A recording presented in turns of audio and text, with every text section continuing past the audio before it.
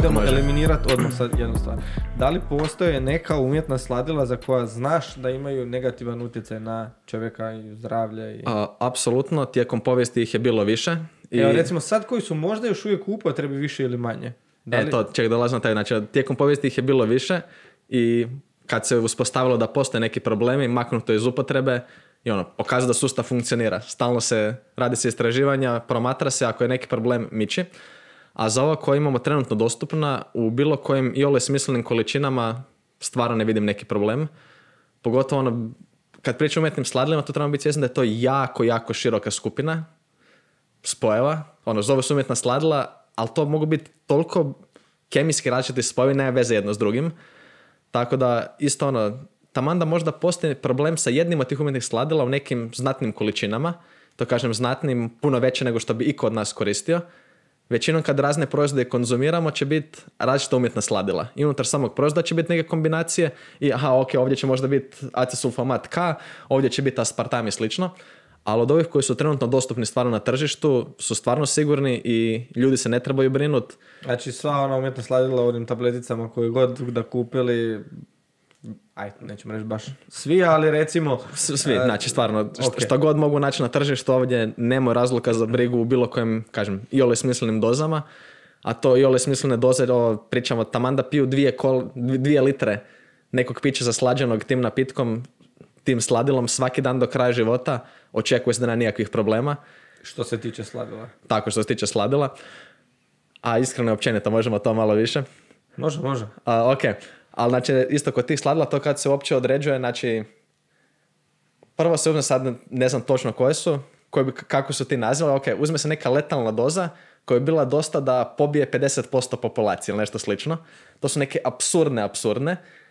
I onda se uzme 100 puta manja doza od tog i to se stavi ko neki gornji raspon i onda se još ide niže od tog za bilo što se koristi u prehrani. Znači, doslovno neka doza koja se može očekivati da će ljudi stvarno unijeti bi trebala biti 400 puta veća, 500 puta veća da bi moglo biti možda nekih problema. Tako da je stvarno sa te stvari, ne znam šta bi ljudi morali raditi da bi uzrokovali problema, ali umjetna sladila su im najmanji problem od svega. Evo, možemo stvarno ići detaljno u te mitove, ali prije toga što si bio spomenuo kao za slađena pića, da li je to nešto loše, stvarno ne vidim što bi bilo. Kao umjetna sladila sama po sebi, zapravo neću pretpostaviti, nego postaviti pitanje točno koje imaš. Ne, sam ti pričaj, sam ti slobodno, što si htio reći.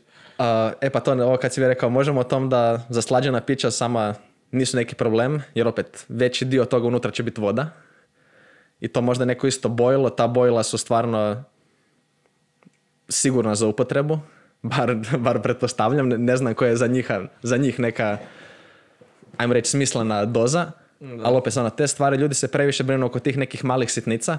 Sad traže, ne, ovo je tu u čaši, ovo je tu neki napitak, to će me, ili će biti pozitivno, čarobni eliksir, ili ne smiješ piti to. Znam koliko puta klijenti mi kažu da im ljudi sole pamet jer su se prebacili s obične kole na kole zero i onda oni sad njemu sole pamet, a oni unose u jednoj večeri, ne znam, 120 grama šećera iz kole.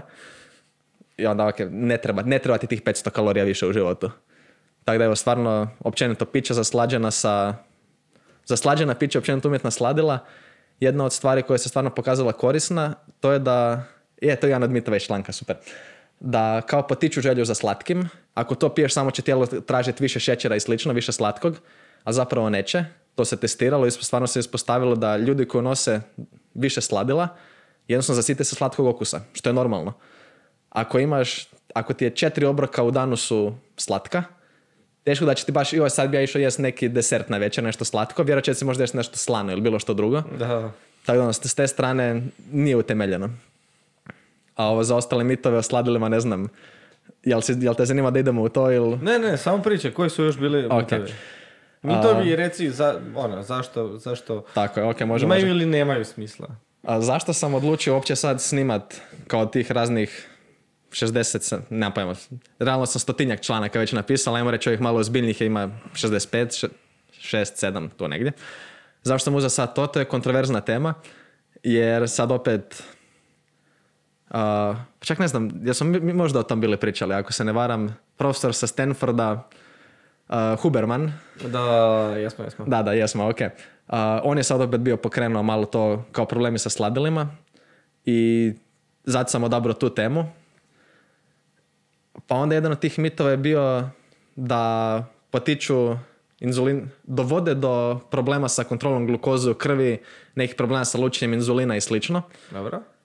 To je jedna Mislim stvar. da jesam to čuo negdje, ali možda nisi slušao baš to predavanje, ali uglavnom, on je bio izvadio nekoliko disclaimer, ja nisam poslušao sve što je bio pričao, nego vidio samo neki bio isječak i ljudi stvarno čiji rad cijenim, koji su stvarno stručni u ovom području, sam vidio njihov osvrt na to.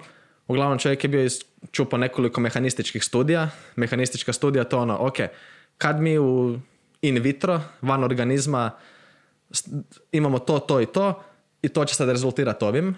I on je to sad uzeo, vidite, umjetna sladila su loša, pazite što radite s tim. Kao ok, neka zdrava pažnja, skepticizam je stvarno uvijek dobar i većina ljudi nemaju dovoljno, zato nasjedaju na razne gluposti. Ali opet ako imamo toliko istraživanja sa realnim ishodima u praksi, kao na primjer što imamo konkretno za što se tiče lučenja inzulina nakon konzumacije sladila i kontrole glukoze u krvi kad konzumiramo sladila.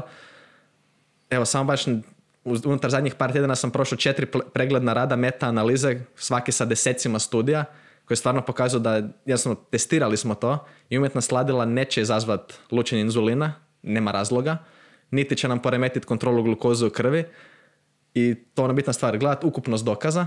Ako mi samo želimo potvrditi svoju neku pristranost, onaj klasični confirmation bias, mi ćemo to uspjeti pronaći. Šta god imaš ti sad u glavi i ako ti to googlaš, recimo, voda je ne otrov... Ne moraš ni googlati, Google će ti sam servirati. Da, tako je, čak i to. A pogotovo ljudi ne googlaju, nego samo imaju svoju eko komoru, prate ljude koje žele, to. Baš sam znao da je to. Ali recimo, ok, voda je otrovna, research, ti ćeš naći tu jednu stvar koja ti baš paše, baš će ti potvrditi, znao sam. I ono što je stvarno jako korisna stvar je, to je što baš radim kad pišem te članke. Ok, ja mislim da znam, za dosta tema stvarno, ok, mislim unaprijed da znam kakvo je stanje i onda potrošim par sati, idem ja googlat suprotno. A to izgleda tako da, ok, idem googlat točno ono što mislim da je suprotno od onog što znam. Idem probati koji su najbolji dokazi koji vi imate za to. I onda vidim na to, ok, neka lijeva mehanistička studija na miševima, a s druge strane imamo doslovno stotine kvalitetnih studija na ljudima, a ok, znam di stojimo, a ima neke stvari gdje sam ono baš bio kao, vidiš, ovo nisam znao, kao mlijeko stvarno može uzrokovati, povećati šansu da neko ima akne, pogoršati situaciju s aknama, to je bilo, ok, cool, ja sam tim mlijeko, pijem puno mlijeka, ali kad sam pisao članak, apsolutno ću to uključiti u članak, kao, ok, jedna stvar koja mlijeko možda nije super, ako imate problema s aknama, možete malo pripaziti na to. Tako da evo, to je konkretno bilo za to s umjetnim sladilima, inzulin i kontrola glukoze u krvi, mislim da stvarno nije opravdano. Pa još neke stvari umjetna sladila debljaju, što fucking super. Kako smo sad došli na to? Kao na prvoj razini, po definiciji umjetna sladila, nenutritivna sladila nema nikakvih kalorija. A već smo ali nije tu bilo osvrt kao umjetna sladila debljaju zbog samih umjetnih sladila, nego je, mislim da sam vidio tada. Ne, to, ali kao ok, znači... Povećat će želju za slatkim, unijećeš više kalorija nego što ti je potrebno i samim time ćeš kao... Tako je, baš sam što u tom smislu kao ok, ajde znamo, niko normalno neće ni tvrdi da ima 0 kalorija kao ne deblja zato, nego ok, remeti nešto drugo. Pa ok, ajmo vidjeti što to točno remeti. Je li remeti inzulin? Solidna hipoteza. Jesmo testirali? Jesmo. Imamo rezultate, inzulin križa inzulin. Jel remeti glukozu krvi? A nije to. Ok, maknuli smo i to. Imamo istraživanja. Jel ljudi imaju više želje za slatkim? Veća glad? A nije ni to. To isto kao ima teorija. Upoznat sam s tim. Kao kažu, ok, ali ti sad uneseš nešto slatko i tijelo očekuje da će sad to biti neki šećer. Nema šećera, njemu je sad bro, what the fuck, šta se dogodilo sad? Ok, trebamo nešto, daj mi brzo, ja moram taj šećer dobiti. Ali testirali smo, nije to. Tako za dosta stvari, to je isto biti jako oprezano kad smo rekli ima sivih zona, istraživanje ne znaju sve, ali jako treba paziti različno između tog, ok, ovo još nije istraženo, ne znamo, i istraženo i pokazano da hipoteza nije dobra. I razbucali smo kao ok, ima dio, čekamo, vidjet ćemo, i ne, testirali smo već 50 puta, kao, molim vas, ajmo zatvoriti tu knjigu, i zašto mislim da je to stvarno bitno, kao nova istraživanja, replikacija tog, stvarno uvijek sam za to. Jako bitan dio znanosti je stvarno repliciranje rezultata, ali dok se god mi borimo, i pogotovo je to štetno za opću publiku, dok se god ljudi bore oko tih sladila i boje se tog nečeg, fokusiraju se na to jedno drvo, a cijela šuma uopće ne vide, A to je ono što će zapravo napraviti razliku. Ne to umjetna sladila. Hoćeš umjetna sladila, dobro, nećeš, ne moraš. Većina ljudi će stvarno olakšati neko pridržavanje niskokalorijske dijete, a da opet imaju taj slatki okus. Ali dok se god ljudi fokusiraju na to, mislim da je to najštetniji dio. Uopće neće razmišljati o ukupnom kalorijskom unosu, o fizičkoj aktivnosti, o snu. To je ta neka možda glavna pouka.